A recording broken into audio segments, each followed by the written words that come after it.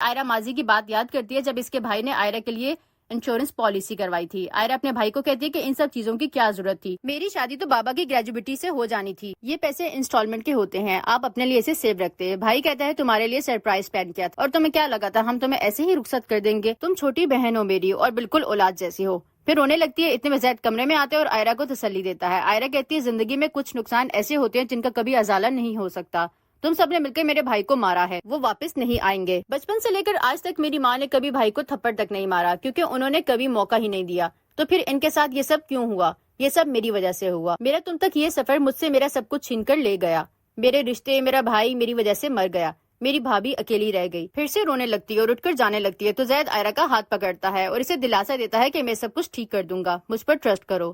آئرہ زید کی آنکھوں میں دیکھتی ہے اور پھر اس کے گلے لگ کر رونے لگتی ہے۔ دوسری طرف کشمالہ کو دکھایا جاتا ہے جو بہت پریشان بیٹھی ہوتی ہے۔ ریان کمرے میں آتا ہے اور کہتا ہے کہ تم نے ناشتہ بھی ٹھیک سے نہیں کیا، فروٹس بھی ویسے ہی پڑے ہیں، میں تمہیں کھلا کر میڈیسن دے کر پھر آفس جاؤں گا۔ پھر کشمالہ ریان کو بتاتی ہے کہ مجھے کل سے ایک پریشانی لگی ہوئی ہے، مجھے لگتا ہے کہ ہم نے یہ بچہ غلط ٹائم پر کنسیو کیا کیونکہ زید اور مبشرہ کے بیچ میں کیا کچھ ہو رہا ہے، تم جانتے ہو کل کو ان سب کا اثر ہماری لائف پر بھی پڑ سکتا ہے، پھر اس بچے کا کیا ہوگا؟ تو ریان کشمالہ کو سمجھاتا ہے کہ ایسا بالکل مت سوچو، میں تمہارے ساتھ ہوں اور ایسا کچھ بھی نہیں ہونے دوں گا۔ ویسے بھی یہ طے ہوا تھا کہ زید اور مبشرہ کی لائف میں کچھ بھی ہو جائے مگر اس کا اثر ہماری لائف پر نہیں پڑے گا۔ یہ سب جعفر دروازے پر کھڑا سن لیتا ہے۔ اگلے سین میں جعفر مبشرہ کے گھر جاتا ہے اور نوکر سے مبشرہ کے ملنے کا کہتا ہے۔ نوکر اسے بتاتا ہے کہ میم مبشرہ اپنے گیسٹ روم میں ہے اور زید صاحب کے کمرے میں آئرہ ہے۔ پھر جعفر مبشرہ سے ملنے بیڈ روم میں جاتا ہے اور اسے دیکھ کر پریشان ہوتا ہے۔ مبشرہ اٹھتی ہے اور پوچھتی ہے کہ ڈیڈ آپ کب آئے اور آپ کو کیا ہوا ہے؟ جعفر بہت دکھ بھرے انداز میں کہتا ہے کہ جب تم چھوٹی تھی تو میں تمہارے مزاج کو دیکھتا تھا اور میں چاہتا تھا کہ تمہارے اندر لچک اور برداشت پیدا ہو، مگر آج یہ سب دیکھ کر مجھے بہت تکلیف ہو رہی ہے، یہ سب آخر تم کیسے برداشت کر رہی ہو؟ تم میری بیٹی مبشرہ نہیں ہو۔ مبشرہ کہتی ہے ریلیکس ڈیڈ، ایسا کچھ نہیں ہے، ویسے بھی یہ زیادہ دیر تک نہیں چلے گا، جانتے ہیں جب کوئی چیز نیچے گر جاتی ہے تو اسے اٹھانے کے لیے آپ کو جھکنا پڑتا ہے، میں بھی بس کچھ دیر کے لیے جھکی ہوں اور اس چیز کو لے کر ہی اٹھوں گی۔ اتنے میں آصف کمرے میں آتا ہے اور جعفر سے ملتا ہے کہ مجھے پتا چلا تھا کہ جعفر آیا ہوا ہے۔ پھر جعفر آصف پر چلانے لگتا ہے کہ تم نے میری بیٹی کا کیا حال کر دیا ہے، کیا میں نے ایسے اپنی بیٹی تم کو دی تھی؟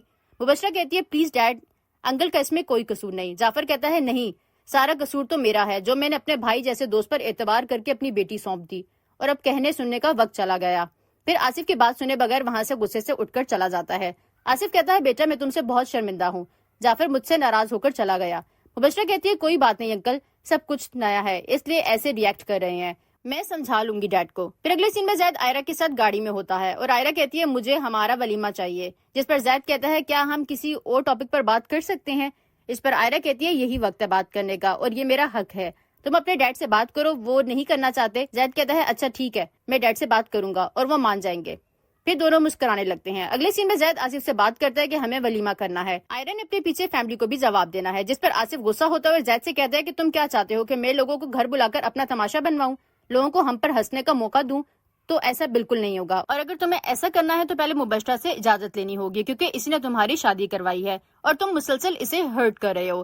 زید کہتا ہے پہلی بات تو یہ ہے کہ میں نہیں مانتا اسے بیوی، اور دوسرا یہ کہ وہ کوئی تماشا نہیں ہے، وہ میری بیوی ہے۔ آصف کہتا ہے مت بھولو کہ مبشرہ بھی تمہارے نکاح میں ہے، وہ بھی تمہاری بیوی ہے اور میں نے یہ قربانی تمہارے لیے دی ہے۔ زید کہتا ہے جسے آپ قربانی کا نام دیتے ہیں وہ میرے لیے ہارٹ جانا ہے۔ آصف کہتا ہے کبھی اپنی بہن کے بارے میں سوچا ہے کہ ان سب کا اس پر کیا اثر پڑے گا؟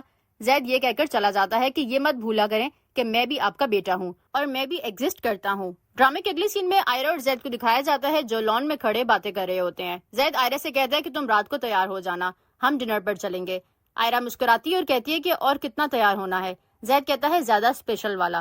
آئرہ کہتی ہے ایک تو تم مردوں کو ہمیشہ کچھ زیادہ ہی چاہیے ہوتا ہے۔ زید کہتا ہے کہ ڈیمانڈ بھی تو تم سے کر رہا ہوں نا، میں کسی اور سے تو نہیں۔ مبشرہ ٹیرس سے ان کو دیکھ رہی ہوتی ہے تو زید کہتا ہے تم یہاں رکو، میں مبشرہ سے بات کر کے آتا ہوں۔ آئرہ کو تھوڑی جیلسی فیل ہوتی ہے۔ پھر زید مبشرہ کے کمرے میں جاتا ہے اور پوچھتا ہے کہ سب ٹھیک ہے؟ مبشرہ کہتی ہے کہ بس کچھ ٹوٹ پھوٹ رہا ہے، اسے جوڑنے کی کوشش کر رہی ہوں، تم بتاؤ تم خوش ہو؟ زید کہتا ہے ہاں میں خوش ہوں، بس میں اور آئرہ چاہ رہے تھے کہ اگر ہمارا چھوٹا سا گیٹ ٹوگیدر ہو جائے تو کیسا رہے گا، لیکن ڈیڈ چاہتے ہیں کہ پہلے میں تم سے بات کروں۔ مبشرہ کہتی ہے وہی ہوگا جو تم چاہتے ہو، جو تمہاری مرضی وہ میری مرضی۔ پھر زید آئرہ کے پاس آتا ہے۔ آئرہ زید پر غصہ کرتی ہے کہ تم جب ایسے مجھے اگنور کر کے اس کے پاس جاتے ہو مجھ سے برداشت نہیں ہوتا، جس پر زید عائرہ کو سمجھاتا ہے کہ وہ بھی میری بیوی ہے مگر میں تم سے پیار کرتا ہوں اور وہ ایک کانٹریکچوئل ریلیشن شپ ہے، اس سے زیادہ کچھ نہیں۔ مجھے اچھا لگا یہ جان کر کہ تم پوزیسو ہو میرے معاملے میں، بس بات اتنی ہے کہ آج کل ڈیڈ اس کی بات بہت مانتے ہیں، اس لیے میں نے اس سے بات کی اپنے ولیمے کی۔ عائرہ کہتی ہے اس کا مطلب یہ ہے کہ ہماری ہر خوشی اس کے راستے سے ہو کر آئے گی۔ زید کہتا ہے ہاں مگر وہ کبھی ہمارے راستے میں نہیں آئے گی۔ عائرہ کہتی ہے اگر وہ راستے میں آ گئی تو؟ زید کہتا ہے تو میں راستہ بدل لوں گا۔ پھر عائرہ کہتی ہے میرے اندر دو شخصیات جنم لیتی ہیں۔ زید کہتا ہے مجھے فرق نہیں پڑتا مگر ان دونوں کا مجھ سے پیار کرنا ضروری ہے۔ عائرہ مسکراتی ہے اور زید پھر سے گلے لگا کر عائرہ کو آئی لو یو بولتا ہے۔ پھر اگلے سین میں مبشرہ آصف کو مناتی ہے زید کے ولیمے کے لیے۔ آصف کہتا ہے مجھ سے اور کتنے مشکل فیصلے کرواؤ گی؟ اتنے میں زید وہاں آ جاتا ہے تو مبشرہ کہتی ہے ڈیڈ ولیمے کے لیے مان گئے ہیں۔ آصف کہتا ہے مانا نہیں ہوں، میں تمہاری وجہ سے مجبور ہوا ہوں اور تم اس کا شکریہ ادا کرو۔ زید مبشرہ کا شکریہ ادا کرتا ہے اور مبشرہ اسے کہتی ہے کہ تمہارے لیے کچھ بھی کرنے کو تیار ہوں، جسے سن کر ایک پل کے لیے زید رک سا جاتا ہے۔ اگلے سین میں مبشرہ سائیکیٹرسٹ کے پاس جا کر اپنے کنٹرول سے باہر ہوتی ہے۔ مبشرہ کہتی ہے کہ مجھ سے برداشت نہیں ہوتا، اب وہ ریسپشن کر کے ساری دنیا کو بتائے گا اور میرے دوست، فیملی ممبرز سب مجھ پر ہنسیں گے، مجھ پر ترس کھائیں گے۔ میں پھر سے ایک موڑ پہ کھڑی ہو گئی جہاں سے میں آئی تھی۔ سائیکیٹرسٹ اسے سمجھاتی ہے کہ ایسا کچھ نہیں ہوگا، تم خود کو مضبوط رکھو اور لوگوں کو فیس کرنا سیکھو، آج نہیں تو ایک دو ماہ کے بعد صحیح، لیکن لوگوں کو پتہ چل جائے گا۔ تم خود کو کمزور مت کرو کیونکہ تم مبشرہ جعفر ہو، جسے سن کر مبشرہ خاموش ہو جاتی ہے۔ پھر اگلے سین میں اگلی صبح مبشرہ چائے پی رہی ہوتی ہے کہ عائلہ اس کے پاس کارڈز لے کر آتی ہے اور اسے کہتی ہے کہ یہ ہمارے ولیمے کے کارڈز ہیں، یہ آپ کے لیے ہیں، آپ کی طرف سے ہیں لوگوں کو، آپ نے بھی تو اپنے دوستوں کو انوائٹ کرنا ہوگا۔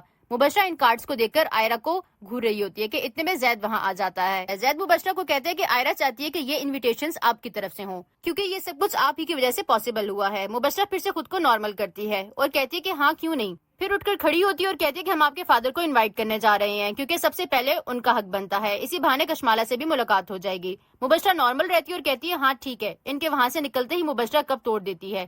اگلے سین میں عائرہ اور زید جعفر کے گھر جاتے ہیں، اسے مل کر انویٹیشن کارڈ دیتے ہیں۔ جعفر کو غصہ آتا ہے اور وہ عائرہ سے کہتا ہے کہ تم جانتی ہو کہ تم نے میری بیٹی کا کتنا دل دکھایا ہے، تمہیں کوئی آئیڈیا نہیں۔ زید کہتا ہے کہ آپ کی بیٹی عائرہ کو میری زندگی میں قبول کر چکی ہے، اس لیے آپ بھی اسے ایکسپٹ کریں۔ جعفر کہتا ہے کہنا آسان ہوتا ہے مگر سہنا بہت مشکل ہے۔